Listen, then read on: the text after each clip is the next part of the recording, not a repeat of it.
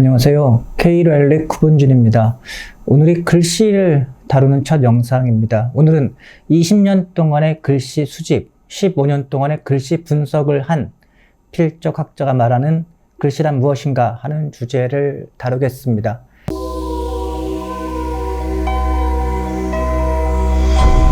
K-Relic, Handwriting, Graphology, and Hongshan Culture. 지난 11월에 유튜브를 시작한 후에 홍산 문화만 다뤘는데요. 원래 유튜브를 구상하면서 글씨와 홍산 문화 두 가지 주제를 다루기로 했습니다. 인트로 영상, 채널 아트에도 손글씨, 필적학, 홍산 문화 이렇게 되어 있습니다. 제가 글씨를 연구한다는 사실은 조금 알려져 있는데 홍산 문화를 연구한다는 사실은 알려져 있지 않기 때문에 홍산 문화를 먼저 다루게 되었습니다. 2020년 새해부터는 글씨를 주제로 한 영상을 시작해 보려고 합니다. 어떤 식으로 시간 배분을 할지는 구독자 반응을 보면서 정할 생각입니다. 제목에서 저를 필적학자라고 소개를 했는데요. 저는 글씨를 보고 글씨를 연구하는 사람입니다. 대한민국에 수집가가 많지만 글씨만 수집하는 수집가는 거의 없습니다. 제가 유일할지도 모르겠습니다. 저는 20년 동안 글씨, 그것도 독립운동가와 친일파의 글씨를 모았습니다. 그리고 15년 동안 글씨를 연구해 왔습니다. 서양의 필적학, 동양의 글씨 이론을 연구한 거죠. 그러니까 스스로 필적학자라고 불러도 될 것 같습니다. 대한민국의 필적학이라는 용어를 소개한 사람이 바로 접니다. 그 전에는 필적학이란 용어 자체가 알려지지 않았습니다. 제가 왜 글씨에 관심을 가지게 되었는지는 언론 인터뷰 등을 통해서 여러 차례 이야기를 했습니다. 보지 못한 분들을 위해서 간단히 말씀드리겠습니다. 저는 검사로 21년 일을 하고 현재 변호사로 일하고 있습니다. 검사 시절인 1990년대 말에 미국에서 연수할 기회가 있었습니다. 뉴욕의 맨해튼에 살면서 메트로폴리탄 미술관, 구겐하임 미술관, 프릿 컬렉션 등에 자주 갔습니다. 뮤지엄을 한국과 일본에서는 박물관, 미술관으로 번역하는데요. 여하튼 미국에 제대로 된 박물관, 미술관이 존재할 수 있는 것은 기증 문화 때문입니다. 거기서 미국인들의 수준 높은 기증 문화를 봤습니다. 나도 뭔가 의미 있고 수준 높은 수집을 해서 기증을 해야겠다라는 꿈을 꿨습니다. 귀국해서 그 주제를 뭘로 할지 엄청 고민을 많이 했습니다. 결국 독립운동가 친필을 선택했습니다. 독립운동가를 선택한 이유는 제가 추구하는 올바름, 정의 이런 것들과 의미가 통한다고 생각했기 때문입니다. 글씨를 선택한 이유는 그 이전부터 글씨에 관심이 많았기 때문입니다. 저는 평검사 시절에는 주로 강력부에서 일했습니다. 강력부 검사는 주로 조직폭력배, 살인범, 마약 사범 등을 수사합니다. 업무상 조직폭력배, 살인범, 마약 사범의 글씨를 많이 보게 되었죠. 그런데 그 중에서 매우 특이한 글씨를 쓰는 사람들이 많았습니다. 그것을 보면서 글씨와 사람 사이에 어떤 연관이 있다, 이런 생각을 하게 된 거죠. 그 외에도 독립운동가 친필을 선택하게 된 이유로는 값이 좀 싼 편이다, 보관이 편하다, 부피가 크지 않다, 내 경제 형편으로도 최고의 컬렉션을 할 수 있겠다 등등을 고려하기도 했습니다. 현재까지 600명이 좀 넘는 독립운동가 친필을 수집했습니다. 양과 질 두 가지 면에서 제 컬렉션이 최고라고 자부합니다. 우선 양인데요. 지금까지 독립운동가 친필 전시 중에서 가장 큰 전시가 1995년 예술전당에서 열린 애국지사 유묵전이라는 전시입니다. 당시 독립운동가 102명의 친필을 전시했습니다. 독립운동가 친필 자료를 모은 책 중에서 가장 많은 숫자의 독립운동가를 다룬 책이 2006년 독립기념관 한국독립운동사 연구소에서 나온 독립운동가 서한집입니다. 여기서 다룬 독립운동가가 141명입니다. 그러니까 제가 모은 글씨는 예술전당 전시 6배, 독립기념관 책자의 4.5배 정도의 규모인 거죠.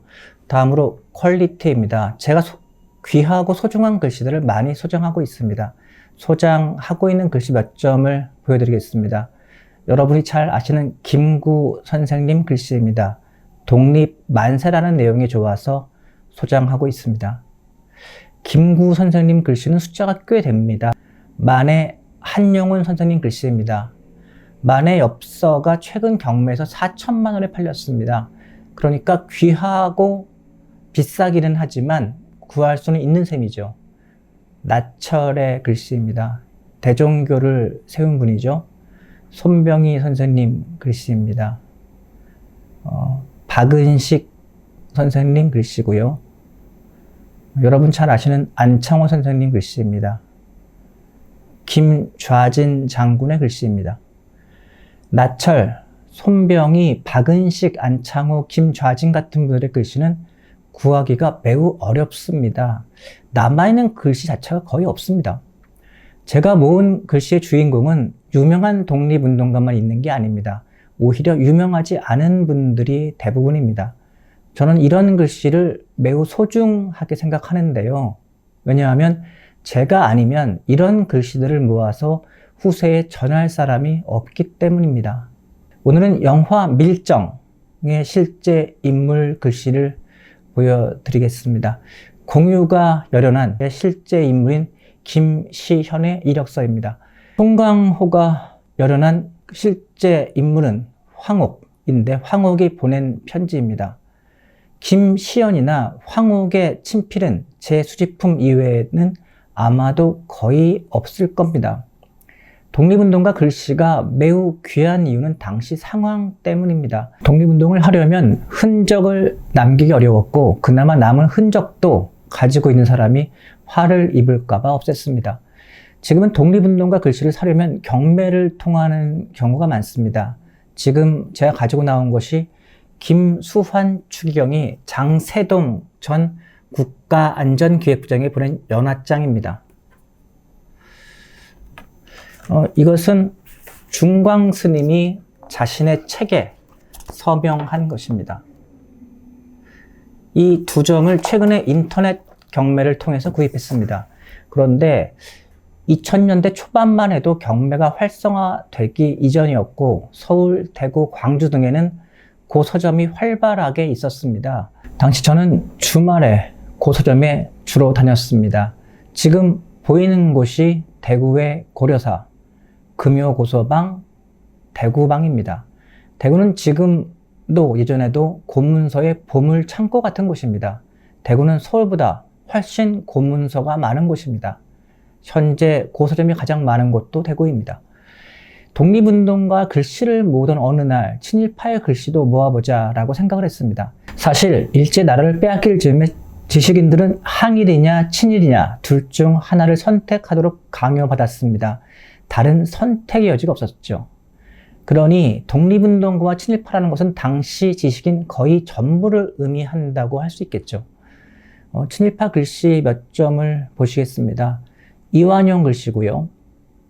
을사오적 중 하나인 이지용의 편지입니다. 김천수라는 친일파의 글씨입니다. 일반인들은 잘 모르는 친일파 인사입니다. 독립운동과 친일파의 글씨를 모으던 어느 날 두 부류의 사람의 글씨가 매우 다르다는 것을 깨닫게 되었습니다. 예를 들어 독립운동가의 글씨는 모가 많이 났는데 친일파의 글씨는 좀 둥그렇고, 독립운동가의 글씨는 작은데 친일파의 글씨는 크고, 독립운동가의 글씨는 정사각형이 많은데 친일파의 글씨는 밑으로 쭉 내리긋는 글씨가 많고 확실히 다른 거예요.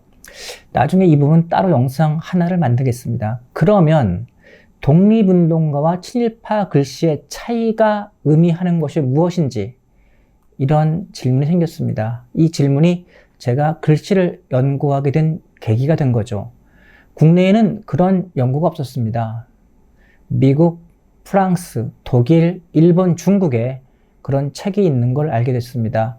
닥치는 대로 책을 구했습니다.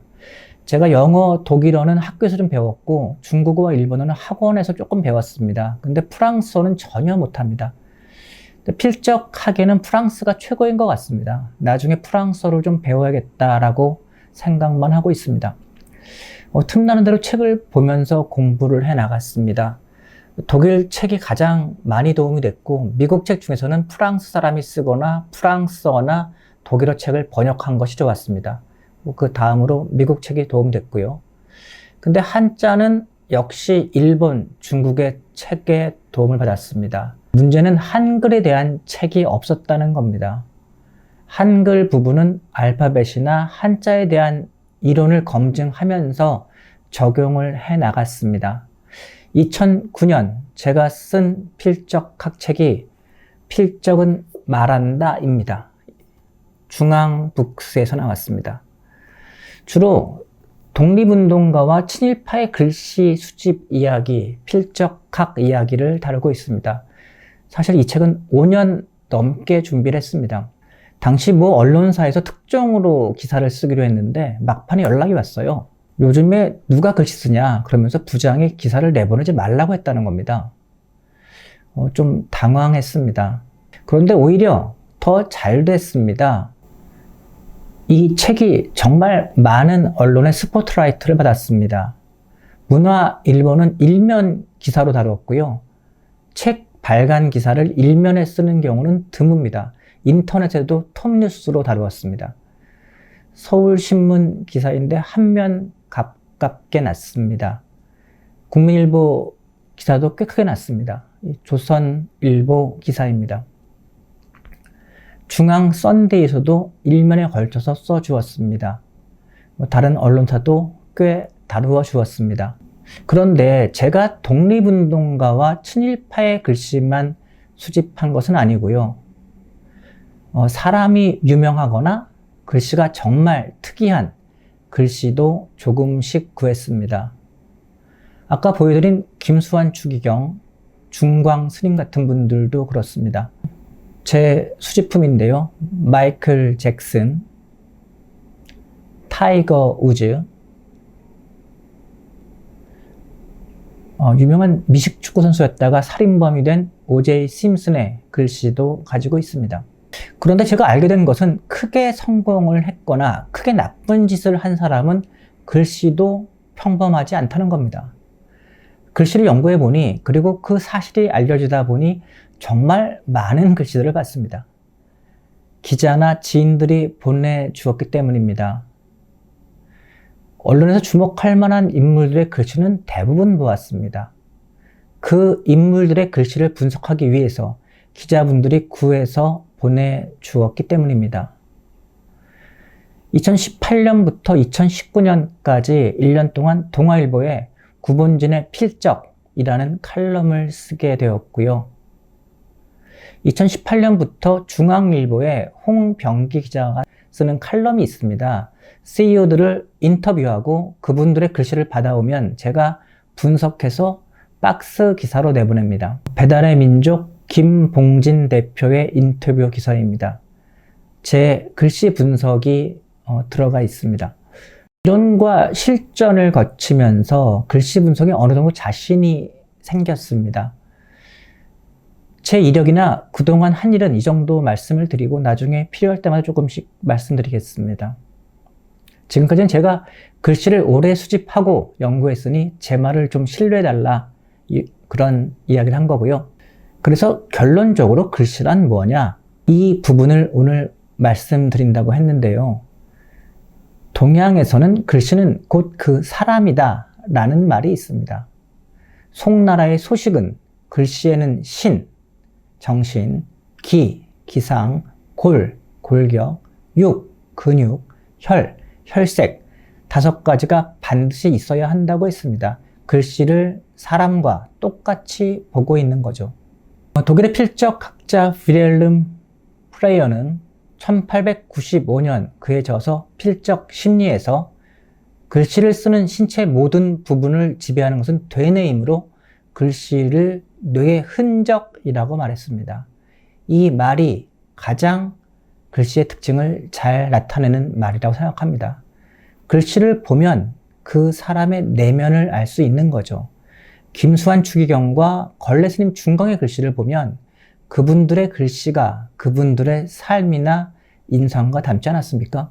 어떤 분들은 글씨는 이제 안 쓰고 모두 타이핑을 하는데 고리타분하게 왜 글씨 이야기냐 라고 할 수 있을 겁니다. 근데 이분들은 글씨가 무엇을 의미하는지 잘 몰라서 하는 이야기인 거죠.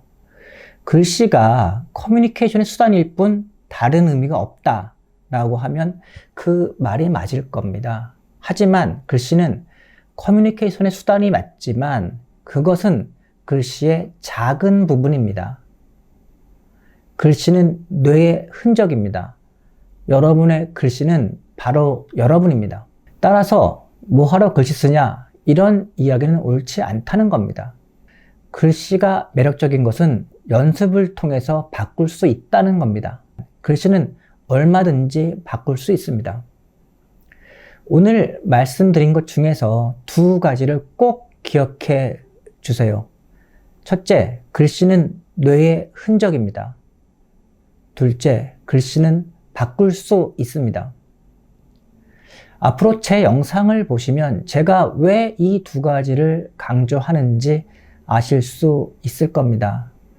시청해 주셔서 감사합니다.